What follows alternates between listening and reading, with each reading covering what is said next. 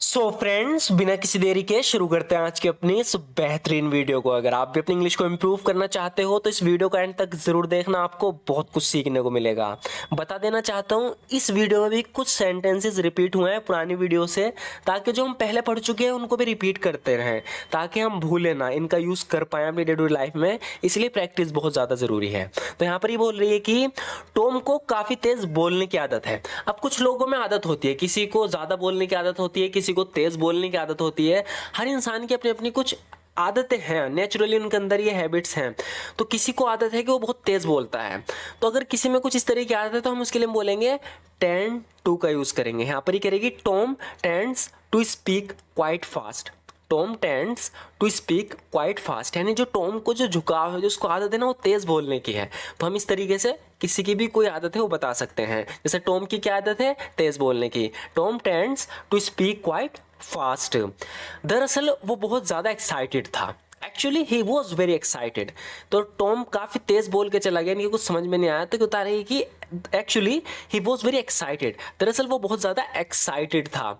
Excited होने पर वो बहुत तेज़ बोलने लगता है। कह रही है कि जब वो एक्साइटेड होता है ना तो तेज़ बोलने लगता है। He tends to speak very quickly when excited. He tends to speak very quickly when excited, यानी एक्साइटेड होने पर वो बहुत तेज़ बोलने लगता है। He tends to speak very quickly when excited. तो यहाँ पर टेंड्स टू का इसका यूज़ बिल्कुल मत भूलना। जब भी किसी को झुकाव है, कोई आदत है, वहाँ पर हम इसका यूज़ कर सकते हैं। यहाँ पर ये बता रहा है कि पिछले 3 दिनों से लगातार बारिश हो रही है। ये हमने अभी कुछ दिन पहले भी देखा था सेंटेंस। यहाँ पर इससे बता रहा है कि it has been raining continuously for the past 3 days. It has been raining continuously for the past 3 days. पिछले 3 दिनों से लगातार बारिश हो रही है। अब बारिश की वजह से इन्हें परेशानी क्या हो रही है, बता रहा है कि the rain has caused a flood. बारिश के कारण बाढ़ आ गई। The rain has caused a flood. तो रेन ने क्या कोज किया? रेन की वजह से क्या हुआ? फ्लड आ गई। तो कैसे बोल रहे हैं हम इंग्लिश में? The rain has caused a flood. बारिश के कारण बाढ़ आ गई। या आप बिल्कुल सिंपल से बोल सकते हो due to rain there has been a flood. Due to rain there has been a flood. बारिश के कारण बाढ़ आ गई है।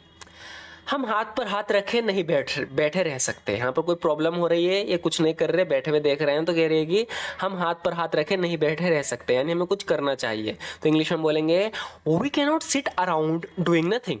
We can not sit around doing nothing, यानी हम बैठे कुछ ना करें, ऐसा नहीं रह सकते। हम हाथ पर हाथ बैठे नहीं रह सकते।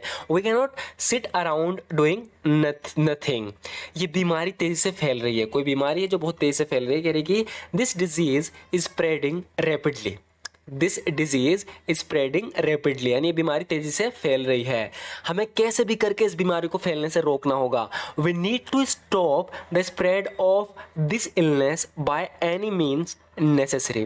तो कैसे भी करके, इसके लिए हम बोलेंगे बाय एनी मीन्स नेसेसरी, यानी we need to stop the spread of this illness. कैसे भी करके इस इलनेस यानी इस बीमारी का जो स्प्रेड है, जो फैल रही, से रोकना होगा बाय एनी मीन्स नेसेसरी, यानी कैसे भी करके।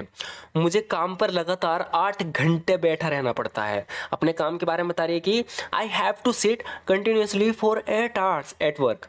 आई have to sit continuously for 8 hours at work. मुझे काम पर लगातार 8 घंटे बैठा रहना पड़ता है। इसे अलग अलग तरीके से कैसे बोलना है मैंने पिछली वीडियो में समझा भी दिया है।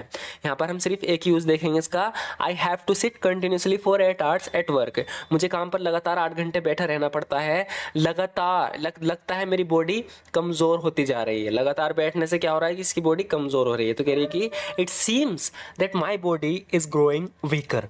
जब भी हम कहते हैं मेरी बॉडी कमज़ोर हो रही है, my body is growing weaker, तो यहाँ पर बता रही कि इट सीम्स, ऐसा लगता है, that my body is growing weaker, कि मेरी बॉडी जो है वो कमज़ोर होती जा रही है। ऐसा इसलिए हो रहा है क्योंकि मेरे काम में मुझे बैठा रहना पड़ता है, यानी मेरा काम बैठे रहने का है। बता रही है कि this is happening because my work requires me to sit constantly. This is happening because my work requires me to sit constantly. इसने भी बताया था ना कि मुझे अपने काम में 8 घंटे बैठा रहना पड़ता है, इसकी बॉडी कमज़ोर हो रही है। तो बता रही कि दिस इज हैपनिंग, ऐसा हो रहा है बिकॉज, क्योंकि my work requires me to sit constantly, क्योंकि मेरे काम में मुझे लगातार बैठा रहना पड़ता है, ऐसा इसलिए हो रहा है। जॉब ही मेरी इनकम का मुख्य स्रोत है। कह रही है कि मैं जॉब छोड़ नहीं सकती, क्योंकि जॉब ही मेरी इनकम का मेन सोर्स है, क्योंकि जॉब से मैं ज़्यादा कमाती हूँ। मेन सोर्स जो मेरी इनकम का है वो जॉब है, और भी छोटे मोटे काम है लेकिन जॉब मेन है। The job is my main source of income. The job is my main source of income, यानी जो मेरी इनकम का मुख्य स्रोत है।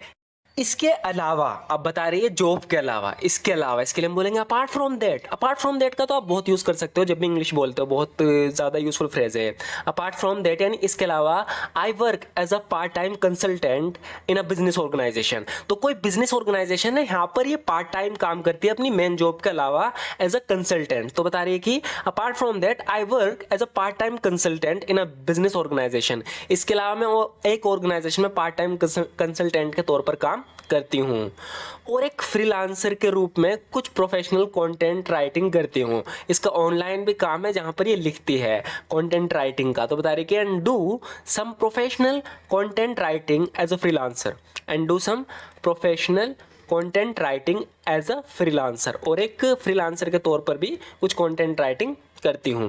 मैं अपने दिन के काम पर लगभग 8 घंटे बिताती हूँ। I spend around 8 hours every day in my day job. I spend around 8 hours every day in my day job, यानी जो मेरी दिन का जो काम है उसमें लगभग मैं 8 घंटे डेली बिताती हूँ। I spend around 8 hours every day in my day job. मुझे नौकरी से शनिवार और रविवार की छुट्टी मिलती है। I get Saturday and Sunday off from this job. I get Saturday and Sunday off from this job, यानी मैं सैटरडे रविवार यानी शनिवार रविवार को छुट्टी मिलती है मुझे अपने काम से। जब भी इस तरीके से मैं बोल रहा हूँ बोलेंगे I get Saturday and Sunday off from this job. तुमसे ऐसा किसने करवाया? जब भी कोई कुछ करता है हम पूछते हैं किसने करवाया तुमसे ऐसा, तो इंग्लिश में बोलेंगे who made you do this. Who made you do this, किसने तुमसे ऐसा करवाया? Who made you do this, मैंने उससे ऐसा नहीं करवाया। I didn't get him to do that. I didn't get him to do that. तो यहाँ पर मेड और यहाँ पर गेट का यूज़ हुआ है, पॉजिटिव वर्ब है दोनों, कि इससे कुछ करवाना, इसके लिए हम यूज़ करते हैं पॉजिटिव वर्ब का। तो यहाँ पर who made you do this, तुमसे ऐसा किसने करवाया, यहाँ पर ये किसी को बता रही है कि मैंने उससे ऐसा नहीं करवाया। I didn't get him to do that, या मेक का भी यूज़ कर सकते हैं, I didn't make him to do that. दोनों का मतलब है कि मैंने उससे ऐसा नहीं करवाया। मैंने एक प्लान बनाया था। I came up with a plan. देखो यहाँ पर थोड़ा ध्यान से समझो, मैंने एक प्लान बनाया था।